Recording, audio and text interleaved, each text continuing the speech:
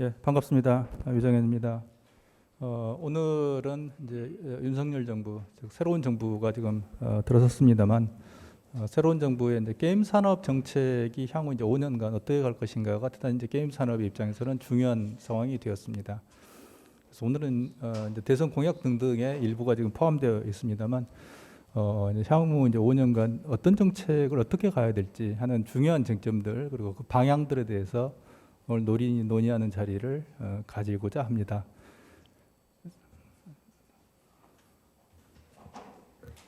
올해 대선에서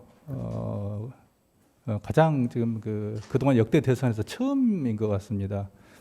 게임이 특히 이제 2030이 주로 주연했던 게임 플레이어들입니다만 2030이 대선에서 캐스팅 보트를 줄 것으로 예측이 되면서 여야 대선 주자들이 앞을 다투어서 게임에 대해서 발언을 하는 대단히 어떤 보기 드문 하나의 새로운 현상이 나타났습니다. 근데 이번뿐만이 아니고 향후 대선에서 이러한 현상은 계속 지속될 것이라고 생각을 하고 있습니다. 왜냐하면 이제 게임이 사실은 이번에 이제 2030의 주요한 어떤 타겟을 맞추고 이제 2030의 하나의 주요한 하나의 커뮤니케이션 그리고 플레이의 어떤 도구로서의 게임을 이야기가 되었습니다만 이미 게임은 2030을 넘어서 40대 그렇지만 50대 초반까지 이미 올라가 있습니다.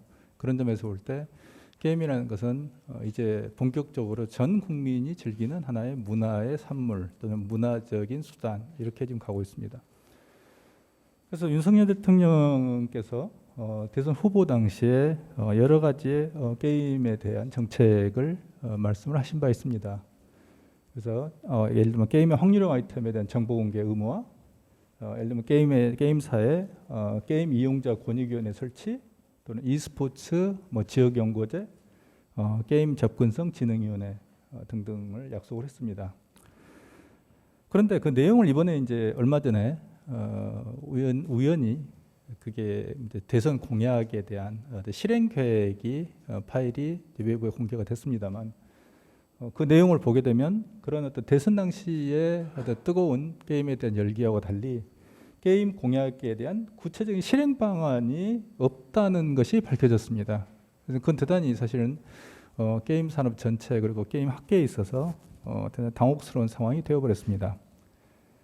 게임이라는 것은 K컬처 육성이라는 부분 외에 국정과제에 포함이 안 되어 있었습니다.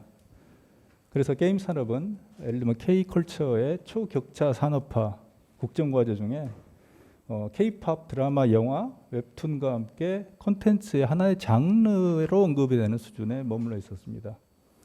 이렇게 되면 게임은 향후에 윤석열 정부 하에서 잃어버린 5년이라는 또 새로운 어떤 문제에 직면할 가능성이 커졌다는 점에서 사실은 이제 새로운 정부가 새로운 게임 산업 정책을 펼쳐야 되는 그런 상황임에도 불구하고 상당히 좀 우려가 커지고 있는 그런 상황이기도 합니다. 게임 산업을 둘러싼 최근에도 상황 환경 변화를 보면 우리는 이렇게 좀 정리를 할 수가 있겠습니다. 하나는 2019년까지는 게임 산업이 전체적으로 경향적으로 성장률이 떨어지고 있었다는 점입니다. 그래서 2020년, 2021년은 폭발적으로 매출이 거의 2배가 되거나 50%가 넘는 성장을 보이거나 하는 대단히 큰 폭의 성장을 했습니다만 이건 전혀 누구도 예상하지 못했던 상황이었습니다. 그래서 만약에 코로나가 아니었다면 2020년, 2021년에 지속적으로 성장률은 떨어졌을 것입니다. 그런데 문제는 포스트 코로나 이후의 이슈입니다.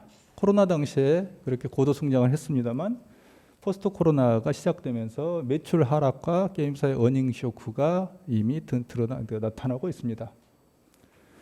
중국 판호를 보게 되면 여전히 지난 2년간 딱 3개의 판호만을 발급을 했었고 그리고 현재도 중국 판호가 어떻게 될지는 전혀 알 수 없는 이런 상황이 지속이 되고 있습니다. 그러면 지난 2년간 3개의 판호를 받았지만 그 이전에 사드 사태 한한령 시대에 4년을 더하면 지난 6년간 딱 3개를 받았다는 결론이 나오고 3개 중에서 룸즈라는 인디게임 판호를 빼버리면 한 2개 그래서 다른 어떤 미국이나 유럽, 일본이 몇십 개 또는 몇백 개의 판호를 받을 때 우리는 단 2개의 판호를 받았다는 이야기가 됩니다. 그리고 그런 판호의 가능성도 현재로는 전혀 알 수 없는 상황이 되고 있습니다.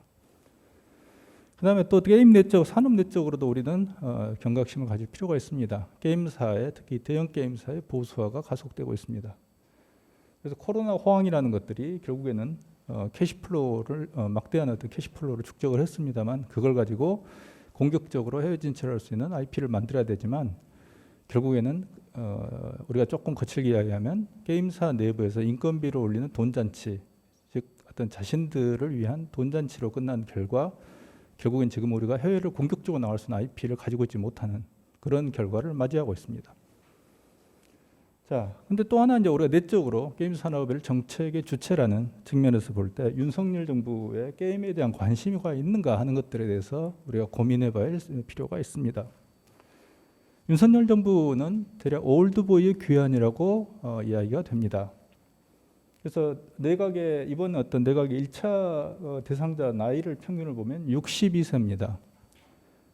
전반적으로 게임 산업에 대한, 물론 우리가 나이를 가지고 게임 산업에 대해서 관심이 있다 없다를 일도 양단으로 자르기는 어렵습니다. 물론 나이가 많이 드신 어르신 중에서도 게임에 대한 매니아가 있고 10대 중에서 게임에 대한 관심은 없습니다. 하지만 전반적으로 나이와 게임 산업에 대한 관심도는 되게 비례하는 게, 반대로 이야기하면 나이가 들수록 게임 산업에 대한 관심은 떨어지는 반비례 관계에 있다는 것은 대략 연구를 해보면 압니다. 그런 점에서 이번 62세라는 것들을 볼 때 과거 문재인 정부의 1차 내각의 나이가 58.4세였습니다만 이것과 비교해보다 훨씬 더 고령화가 진전됐다라고 볼 수 있고, 이렇게 좀 나이가 올라갔다는 것은 그만큼 게임 산업에 대한 이해가 많이 떨어져 있다는 걸 의미합니다. 이건 대통령 이번에 인수위를 봐도 알습니다. 대통령 인수위에는 이번에는 게임을 넘어서서 IT 전반에 대한 전문가가 거의 들어있지 않다는 점, 그런 점에서 올드보이의 귀환이 경험과 노련함의 상징일 수도 있겠습니다만, 새로운 산업, 미래의 산업, 어떤 미래의 디지털이라는 새로운 산업적 기반을 우리가 구축을 해야 되고 발전시켜 나가야 되는 게임 같은 입장에서 볼 때는 대단히 우려스러운, 게임에 대해서 더욱더 관심이 멀어지지 않는가라는 우려를 금할 수가 없습니다. 자, 윤석열 정부가 해야 될 6가지의 정책에 대해서 대략 하나씩 살펴보고자 합니다. 첫 번째가 확률형 아이템, 정보 공개 등 이용자의 권익 강화. 두 번째가 e스포츠 산업의 활성화. 세 번째가 중국 판호에 대한 재개. 네 번째가 게임산업진흥원 설립. 다섯 번째가 다양한 계층에 대한 게임 접근성과 활용성에 대한 증대. 여섯 번째가 게임 산업 생태계 활성화를 통한 양극화 해소입니다. 그리고 추가적으로 지금 계속 논란이 되고 있는 P2E 게임과 NFT, 메타버스에 대한 부분을 게임 산업이 어떻게 보아야 되는가 하는 것들을 마지막으로 추가적으로 말씀을 드리고자 합니다. 첫 번째, 확률형 아이템 이슈입니다만, 확률형 아이템은 윤석열 대통령께서도 후보자 시절에 강력하게 언급을 하신 바가 있습니다. 그리고 이미 오늘 이 포럼의 공동 주최자이신 이상한 의원실에서 발의를 했던 게임산업진흥법 전면 개정안이 국회에 계류 중입니다. 확률형 아이템에 대한 정보 공개는 이 법안 하나면 끝납니다. 그럼에도 불구하고 일부에서는 이 법안을 무산시키고 저지하기 위한 뭔가의 모종의 힘이 끊임없이 작동합니다. 그 대표적인 예가 아래 빨갛게 빨간 박스로 표시됐습니다만 2021년 11월 말에 갑자기 돌출해서 제출된 이용훈 등 물타기 법안입니다. 여기는 놀랍게도 게임사에 이미 파탄 났다고, 파탄에 이르렀다고 누구나 인정하고 있는 자율규제, 즉 기업의 자율규제를 놀랍게도 명기한 법안이었습니다. 그래서 이 법안은 또 재밌는 게, 이 법안에 이름을 올린 분들을 가만히 들여다보면 모두 국민의힘 의원들입니다만, 여기서 또 재밌게 볼 수 있는 게 뭐냐면 하태경 의원하고 김승수 의원 두 분 이름이 빠져 있습니다. 두 분은 이 이슈가 확률형 아이템 이슈가 얼마나 예민하고 위험한 이슈인가를 잘 알고 있는 분들이라고 보입니다. 그런 점에서 보면 이용훈 같은 분은 게임 산업 쪽에 사실은 그렇게 오랫동안 관심을 가지고 있지 않는 분이라고 보입니다만, 어쨌든 이유는 알 수 없습니다만, 이분이 이런 어떤 물타기 법안을 제출해놓고 게이머들이 강력히 반발하니까 어쨌든 아주 뭐 홈페이지에 댓글이 달리고 굉장히 아주 그 난리가 난 것 같습니다. 그래서 이후에 일주일 만에 이 법안을 처리했습니다. 그래서 이 자리를 빌어서 강조하고 싶은 것은 두 번 다시 이런 물타기 시도는 없어야 된다는 것입니다. 그런 점에서 이번에 윤석열 대통령께서 게임 이용자 정보 공개에 대해서 강력하게 의지를 공약으로 천명했기 때문에 신속하게 국회에 계류 중인 게임산업진흥법 전면 개정안은 원안대로 통과되어야 합니다. 거기에서 지금 가장 예민한 이슈가 이 부분입니다. 정보 공개 위반에 대한 처벌 규정이 2천만 원 이하 벌금 2년 이하 징역입니다. 그래서 일부 기업에서는 이걸 빼내기 위해서 총력전을 하고 있다고 알고 있습니다. 이 부분이 빠져버리면 자율규제 법안이 결국에는 이 부분을 빼낸 건데요. 이걸 빼내면 현실적으로 이 법안 자체가 무력화된다는 점에 있어서 이 부분은 반드시 포함되어야 된다라고 생각을 합니다. 두 번째는 e스포츠 산업에 대한 활성화입니다. e스포츠 산업은 정말 대한민국이 만들어낸 중요한 산업입니다. 근데 대선공약에서 지역연구제가 있습니다만, 지역연구제는 적어도 제가 보기에는 e스포츠 진흥에 큰 도움이 되지 않을 거다라고 저는 생각을 합니다. 왜냐하면 게이머들이 팀이 아니고 선수를 따라서 이동하는 경향이 보이기 때문에 팀을 지역에 아무리 묶어봐야 그 지역과 e스포츠를 연동시키기는 어렵다는 것입니다. 그래서 차라리 지역연구제보다는 지역에 e스포츠의 경기장 건설과 활성화, 그리고 초중고의 아마추어 구단을 전국적으로 설립하고 이걸 아마추어 리그의 활성화가 더욱더 중요하다고 보입니다.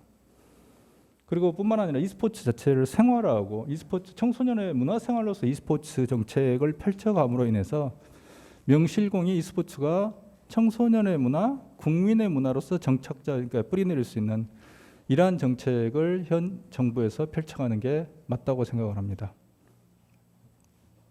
세 번째는 파노 이슈입니다. 파노는 중국 파노 재개는 한국 정부의 의지에 달려 있다고 생각을 합니다. 그런데 역대 정부는 파노에 대한 의지가 결여되어 있었습니다. 서머너즈 워에 대한 우리나라 정부가 의지를 가질 때하고 가지지 않을 때가 어떤 차이가 나는가를 제가 정리했던 게 유튜브에 올렸던 게 바로 이 사진이었습니다. 그래서 서머너즈 워가 어떻게 파노가 나오게 됐는가 하는 그 프로세스, 그 막전 막후에 대해서 상세하게 설명을 드린 바 있습니다만, 파노 발급 당시에 공헌한 정부에 사인이 있었습니다. 외교부의 강경화 장관, 양동안 양자외교국장, 문체부의 박양호 장관, 콘텐츠 국장을 담당했던 김연한 국장, 이 사인이었습니다. 이 사인이 노력하지 않았다면 서머너즈 워는 나오지 않았었습니다. 반대로 이 사인이 노력하고 외교부가 파노에 대해서 관심을 가지고 실질적으로 중국 정부에 어쨌든 협의하고 중국 정부에 협의하고 노력한 결과가 결국 서머너즈 워라는 파노가 나왔던 겁니다. 그런 점에서 볼 때 저는 근데 반대로 이 사인이 예를 들어서 외교부의 강경화 장관이 사임하고 후임이 등장했고 문체부의 박양호 장관이 사임하고 이제 후임 장관이 들어섰습니다만, 이후에 파노가 얼마만큼 그렇게 간단히 소멸했던가를 정말 두 눈으로 똑똑히 지켜보았었습니다.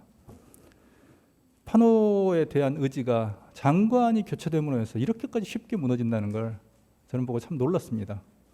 그런 점에서 다시 돌이켜서 본다면 우리나라 정부의 노력 없이는, 특히 주무부처인 외교부 그리고 그걸 백업할 문체부의 노력이 없이는 파노는 절대 나올 수 없습니다.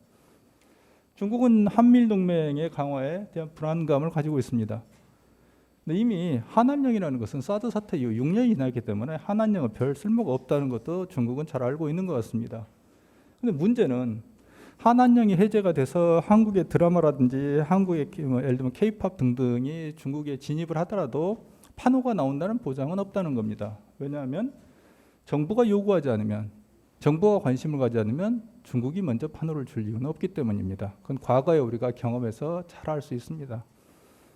그래서 그렇기 때문에 특히 정부, 그중에서도 외교부를 푸시할 수 있는 게 문체부입니다만, 문체부하고 외교부가 노력해서 특히 외교부가 요구하지 않으면 판호는 절대 나올 수 없다는 것, 반대로 지금은 나올 수 있는 가능성이 그만큼 커졌다는 것, 이게 중요한 상황입니다. 만약 판호에 대해서 한마디만 더 말씀을 드리면, 만약에 판호 이슈가 미국이었다면 정말 그대로 넘어가지 않을 겁니다. 예를 들면 중국 시장 내에서 디즈니의 어떤 애니메이션이 상영이 안 되는 상황이 발생했다. 미국의 게임들이 판호를 못 받는 상황이 발생해요. 지금 미국과 중국은 아주 극심한 대치 상황 아닙니까? 만약 그렇다면 미국 정부는 절대 가만히 있지 않을 겁니다. 근데 왜 우리나라 정부는 가만히 있는 건가요? 이건 보수하고 진보 이슈가 아닙니다. 왜 과거에 문재인 정부는 가만히 있었고 왜 지금의 윤석열 정부는 판호에 대해서 전혀 언급하지 않는 것입니까를 묻고 있는 겁니다. 왜 과거의 박근혜 정부는 전혀 여기에 대해서 관심이 없었던가를 묻는 것입니다. 그 다음에 게임산업진흥원입니다. 네 번째, 현재 콘텐츠진흥원은 게임산업진흥이 어렵다는 사실은 이미 공감대가 형성되어 있습니다. 문제는 실행의 이슈입니다. 과거에 박근혜 정부 때도 마찬가지고, 그리고 박근혜 정부에서 벌어진 특히 콘진원 사태, 이제 그 사태로 차은택 씨와 송성각 씨가 전 원장이 구속되면서 끝났죠. 그런데 문제는 박근혜 정부에서 문제가 되었던 콘텐츠진흥원이 문재인 정부에서 개혁이 되지 않은 채로 그대로 존속이 됐다는 겁니다. 놀랍게도 바로 국회 이 자리에서 문재인 정부, 촛불정부가 들어서기 직전에 토론을 했고 포럼을 했고, 거기에서 콘진원 이후에 어떻게 게임산업진흥원을 설립할 건가를 논의한 바가 있었습니다. 그런데 그 이후에 문재인 정부가 들어서면서 다시 콘텐츠진흥원 원장이 임명이 되었고, 그 이후에 게임산업진흥원은 그냥 그대로 소멸해버렸습니다. 그 이슈 자체가. 그리고 다시 5년이 지났습니다. 자, 우리는 다시 콘텐츠진흥원의 역할과 공무원에 대해서 묻고자 합니다. 그런 점에서 콘텐츠진흥원은 지난 5년 동안 게임산업 발전에 전혀 도움이 안 됐다 라고 우리가 결론을 내릴 수 있다면, 그리고 거기에 대해서 반론할 수 없다면, 그럼 이제는 게임산업진흥원이라는 게임을 진흥할 수 있는 기관의 설립이 필요합니다. 문제는 문체부입니다. 문체부의 의지가 필요한데 문체부가 게임산업진흥원에 대한 별 의지가 없다는 게 또 하나의 중요한 문제입니다. 따라서 게임산업진흥원은 만약 문체부 내에서 여기에 대한 추진 의지가 없다면 대통령실에서 적극 추진해야 될, 이미 윤석열 대통령께서 후보 시절에 여러 차례 게임의 중요성에 대해서 말씀하셨기 때문에 산업적 중요성도 그렇고 이용자 권익 보호도 그렇고, 그럼 그런 부분들을 추진할 부분을 대통령실에서 적극 추진해야 될 과제라고 생각합니다. 다섯 번째, 다양한 계층에 대한 게임 접근성과 활용성에 대한 증대입니다. 기존 게임에 대한 소외계층뿐만이 아니고 게임을 엔터테인먼트를 넘어서 다양한 용도로 사회적으로 활용해야 될 필요가 있습니다. 예를 들어서 게임 기반 교육인 G러닝과 등등을 통해서 소외계층 청소년에 대한 교육적 접근 등은 대단히 중요합니다. 사실은 이런 이슈는 게임이 사회적으로 어떻게 공헌해야 될 것인가 이슈하고 맞물려 있습니다. 게임은 단순히 엔터테인먼트의 도구는 아닙니다. 게임을 통해서 청소년들은 엄청난 사회적 어떤 가치를 학습합니다. 커뮤니케이션 스킬을 학습하고 리더십을 학습하고 심지어 전략적 사고도 학습합니다. 그런 점에서 볼 때 게임이라는 것은 다양한 학습을 할 수 있는 융합적인 플랫폼이기도 합니다.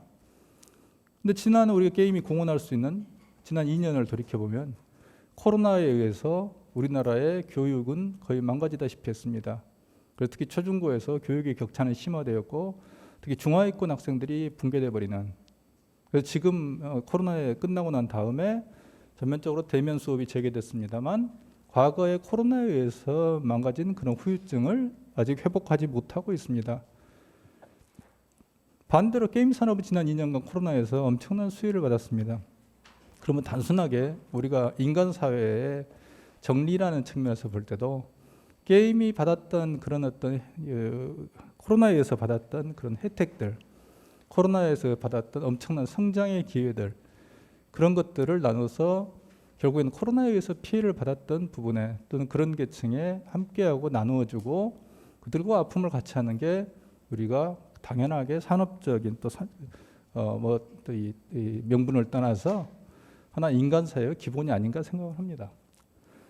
그 다음에 고령자나 어떤 장애인, 다문화 가정 등을 위한 문화적 도구, 이게 이제 게임에 대한 접근성입니다만 이 부분도 이제 본격적으로 생각할 필요가 있습니다.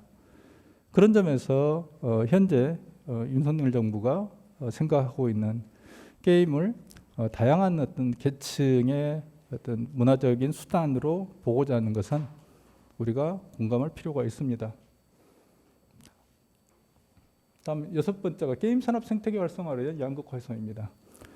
현재 중소개발사하고 대기업의 양극화는 심화되고 있습니다. 특히 이 문제는 확률형 아이템 기반의 비즈니스 모델이 등장하면서 더욱더 심해졌습니다. 확률형 아이템이 작동하고 있는 대기업들의 게임들은 정말 시장을 싹쓸이하다시피 했었고, 지난 몇 년간 반대로 그런 강력한 IP하고 확률형 아이템 기반의 모델을 가지고 있지 못한 그런 게임사들, 중소개발사들의 게임입니다만 그 게임들은 시장에서 제대로 된 성과를 내지 못하면서 양극화는 심화되어 왔습니다. 코로나에서도 놀랍게도 중소개발사는 큰 혜택을 받지 못했습니다. 전 처음에 코로나가 시작될 때는 모든 게임들이 골고루 성장의 혜택을 누릴 거라고 생각을 했습니다만 막상 뚜껑을 열어보니까 성장의 과실은 거의 대기업을 중심으로 돌아갔습니다. 중소개발사는 현재 개발 자금이 없어서 대단히 어려운 상태입니다. 그래서 양극화는 대단히 어려운 중요한 문제입니다. 지금 어떤 보수화를 제가 말씀드렸습니다만 새로운 어떤 IP, 새로운 컨텐츠죠, 게임 컨텐츠. 그러면 새로운 비즈니스 모델, 즉 확률형 아이템에 기반이 아닌 다양한 어떤 비즈니스 모델의 필요성은 게임이 등장해야 될 요구는 아주 중요합니다. 그런 필요성은 의미가 있습니다. 이제 그런 점에서 볼 때 이런 다양성을 확보할 수 있는 방법, 새로운 게임을 어떤 테스트할 수 있는, 실험할 수 있는 방법이라는 건 결국에는 스타트업이나 중소기업들이 끊임없이 새로운 게임을 내놓음으로써 이들이 시장을 테스트하는 그런 방식이 바람직하고 현실적으로 이 방법 외에는 없다고 보입니다. 그러나 현재 콘진원 등에서 시행하고 있는 예를 들어서 게임 제작 지원 등등은 별 의미가 없다고 보입니다. 지난 5년간. 그 이전도 마찬가지였고요. 그래서 이미 콘진원은 예산이 지나가는 통로에 불과하지 시장에 의미 있는 영향을 미치는 그런 실행기관으로서의 성격은 이미 잃어버린 것 같습니다. 그리고 특히 좀 놀랍게 보고 있는 게 2022년 지금 일부 그 신문에 지금 보도가 됐습니다만 신성장 게임 콘텐츠 제작 지원 사업에 놀랍게도 P2E 게임이 들어갔다는 것. 그래서 링게임즈가 선정이 돼서 5억 원을 지원받고 있다는 좀 놀라운 상황이 발생했습니다. 우리는 이 시점에서 콘진원에 물을 수밖에 없습니다. 도대체 이게 어떻게 된 상황인가? 분명히 게임산업진흥법 내에서 문제가 되고 있는 부분이고 얼마 전에 그게 법원의 판결에 의해서 결국에는 P2E는 현행법 내에서는 허용이 될 수 없다는 게 명확하게 밝혀졌음에도 불구하고 똑같은 문체부 산하의 기관인 한쪽은 게임을 관리위원회에서는 이 부분이 법적으로 합법이 아니라고 판단하고 있는 상황에서 또 한편의 지원기관에서는 이런 게임을 지원하고 있는 이 모순된 상황을 도대체 어떻게 해석을 해야 되는가? 이건 명확하게 콘진원이 이런 어떤 잘못된, 즉 문체부의 명확한 지침이 없는 상태에서 만약 독자적으로 이런 게임들에 대한 지원을 했다면 이건 상당히 심각한 이슈라고 생각을 합니다. 자, P2E 게임과 NFT, 메타버스 이게 또 하나 이제 중요한 이슈입니다만 이걸로 이제 마무리를 좀 해보겠습니다. P2E는 한마디로 정리를 하면 현행 법적 제도 유지가 필요하다고 생각을 합니다. 어떤 분은 또 이렇게 이야기를 합니다. 지금 현재 청소년들이나 현재의 주요한 게임 플레이어들은 과거의 바다 이야기를 모른다. 항상 P2E를 할 때 제가 대단히 우려하는 것은 청소년판 바다 이야기입니다. 만약에 청소년 중에 한 명이라도 P2E에서 채굴을 통해서 코인을 사기 위해서, 사는 게 아니죠. 코인을 벌기 위해서, 그리고 그걸 환전하기 위해서 학교에 가지 않고 또는 학교 내에서 또는 학교 끝나고 PC방에서 또는 집에서 왜 그 게임을 하다가 부모한테 걸렸을 경우에 그게 사회적으로 만약에 부모하고 갈등이 생겨서 사회 문제가 됐을 경우 누가 책임을 지느냐고 저는 묻고 싶습니다. 어떤 분들은 그렇습니다. 다른 나라는 P2E가 문제가 없는데 왜 우리나라만 자꾸 그러나요? 저는 이렇게 답변 묻고 싶습니다. 다른 나라는 문제가 없었는데 왜 우리나라 바다 이야기가 전국을 초토화시켰나요? 라고. 왜 똑같이 파친코가 들어가 있는 유럽이라든지 동남아라든지 이런 나라, 심지어 일본은 이제 합법화되어 있습니다. 이런 나라들은 문제가 없었는데 왜 우리나라는 똑같은 형의 그런 어떤 도박성 어떤 게임들, 성인물들이 전 국토를 잠식해가지고 아케이드 게임이 소멸하는, 파친코 같은 이런 게임이 등장해서 특정 게임 장르가 소멸한 나라는 우리나라밖에 없습니다. 전 세계에 이런 사례는 전혀 없습니다. 지금도 아케이드 게임은 그 후유증에서 벗어나지 못하고 있고, 문체부의 공무원분들을 만나면 과거에 받아야 하기 때문에 검찰이 압수수색을 받아서 전체 자료를 다 털리고 PC를 다 가져가가지고 일을 못했던 그 악몽을 이야기하십니다.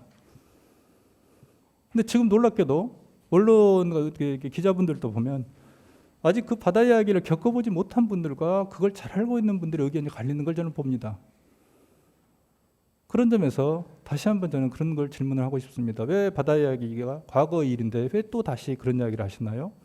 그럼 저는 그렇게 얘기하고 싶습니다. 바다 이야기가 한국에서만 문제가 됐었고 그 후유증 때문에 우리가 지금도 이렇게 힘듭니다라고.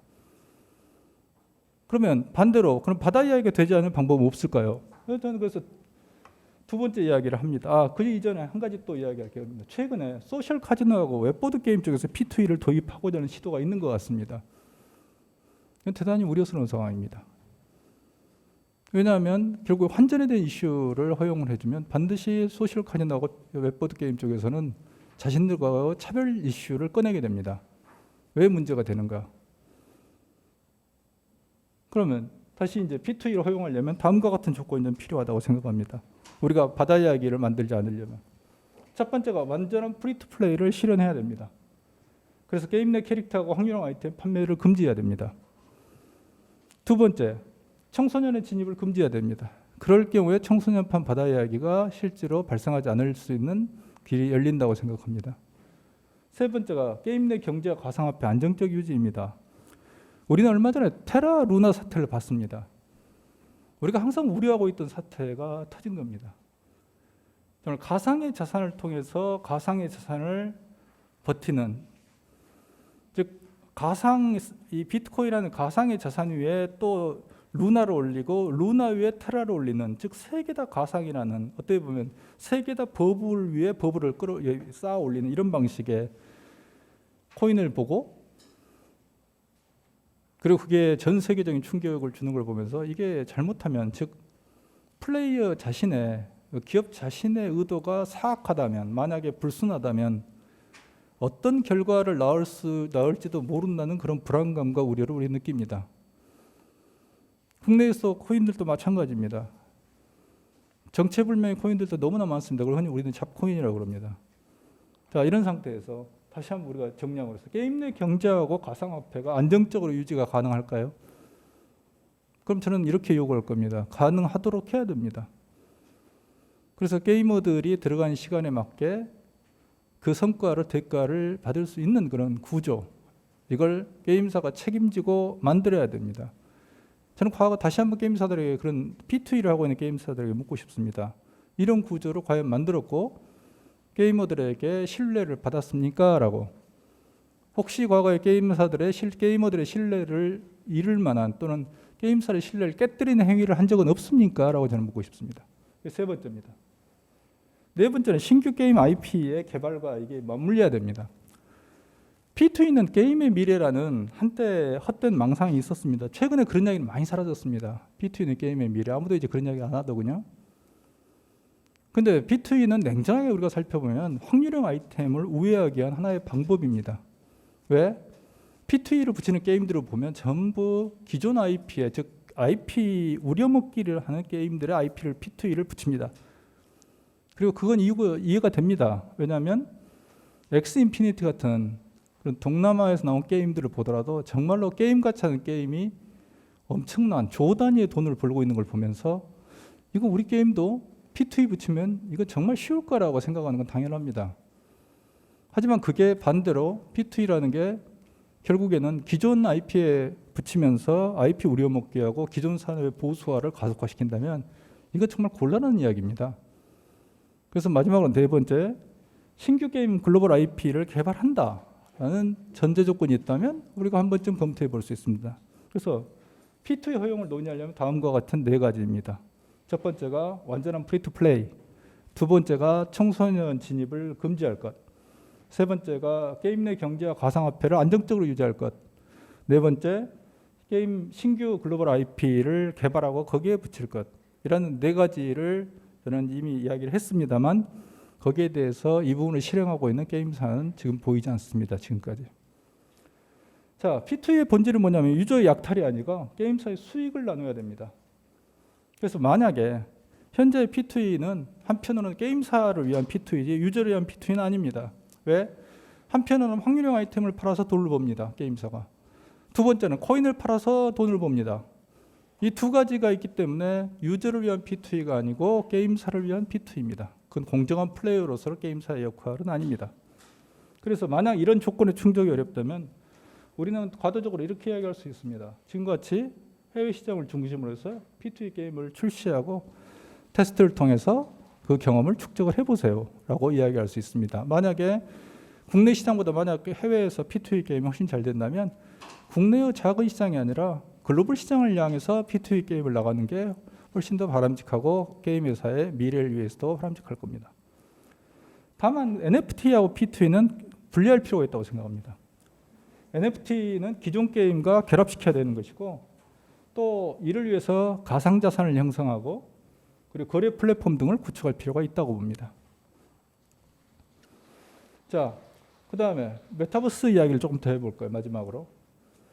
게임과 메타버스에서 메타버스는 우리가 환상인가를 이 시점에서 지켜볼 필요가 있습니다. 그래서 저는 이제 이 메타버스는 환상인가 이건 제 책의 제목입니다만 제가 이제 이야기했던 게 이런 겁니다. 온 나라가 떠들썩하게 메타버스 혁명을 외치고 있지만 한국의 메타버스에는 구체적인 실체도 없고 눈에 보이는 성과도 없다. 지금의 메타버스는 기술적 혁신이나 비즈니스 모델상의 혁신을 동반하고 있지 않다라는 겁니다. 무엇보다도 메타버스라는 개념이 대단히 혼란스럽고 비즈니스 모델은 실패한 것입니다. 그리고 특히 여기서 중요한 것은 제페토 등등을 현재 성공한 메타버스 플랫폼을 다 보게 되면 이게 게임의 일종으로 볼 수 있다는 것입니다. 제페토도 저는 소셜 게임으로 봅니다. 그럼 성공한 메타버스는 전부 게임입니다. 그러면 메타버스에 대한 모델, 그러니까 한 메타버스가 지향해야 될 모델 또는 성공 모델 그리고 융합 플랫폼으로서 게임이라는 것은 대단히 중요한 가치를 가지고 있습니다. 이런 점에서 메타버스를 게임과 분리하려는 그 시도 자체는 실제로 메타버스의 산업 자체를 실패로 몰고 갈 수 있는 가능성이 대단히 크다고 생각을 합니다. 특히 경험 경제라는 게 대단히 이제 글로벌에서 이슈가 되고 있습니다. 그래서 경험 경제라는 게임이라는 것은 경험 경제에 있어서 가장 전형적인 제품입니다.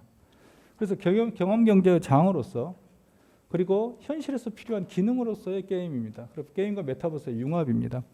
현재 메타버스는 단지 엔터테인먼트를 위한 하나의 수단입니다. 근데 만약에 메타버스가 뿌리를 내려면 현실의 B2B나 B2C에서 현실에서 필요한 도구가 돼야 됩니다. 만약 그렇지 않다면 코로나가 사그라들면서 메타버스도 소멸하게 될 겁니다. 그런 점에서 향후에 메타버스 생존을 위한 바로 그 키가 게임에 있다고 저는 생각합니다. 마지막으로 한번 보론 첨가하고 끝내겠습니다. 박보분 문체부 장관에 대한 우려의 시선들이 많습니다. 그래서 지금 취임 초기이기 때문에 저는 더더욱 이야기를 할 필요가 있다고 생각합니다. 이분은 게임 등 콘텐츠 산업에 대한 비전문가입니다. 정치부 기자 출신입니다. 정치부 기자이기 때문에 콘텐츠 산업에 대해서 문외한이다 이렇게 보지는 않습니다. 하지만 그분이 지금까지 살아온 인생 역장에서 그리고 그분의 경력을 볼 때 콘텐츠에 대한 경력은 가지고 있지 않습니다.